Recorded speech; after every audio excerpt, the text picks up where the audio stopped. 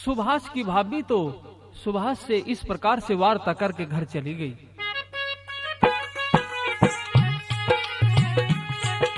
और फिर सुभाष अपने कमरे में बैठे बैठे विचारों में डूब गए। सोच रहे थे कि किस प्रकार से मैं इस घर की कैद से बाहर हो पाऊंगा। रात हो आई। सुभाष अर्ध निद्रा में अपने बिस्तर पर लेटे हुए थे। अचानक आवाज आती है, जननी जन्मभूमि स्वर्ग से महान है, जननी जन्मभूमि स्वर्ग से महान है, इसके वास्ते ये तन है, मन है और प्राण है। इस प्रकार की आवाज सुनकर के सुभाष उठ बैठे, इधर उधर देखने लगे। क्षण भर को माथे से हाथ टिकाकर आंखें बंद कर ली।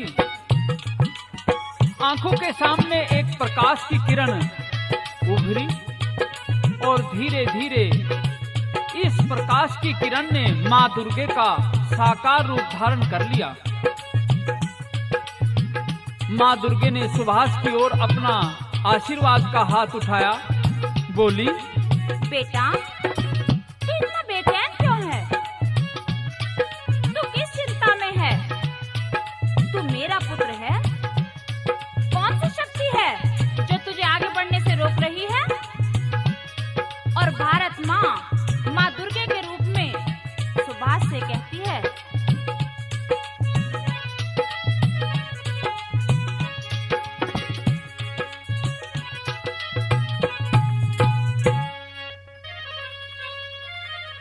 बैठा होले बोस पुकारे,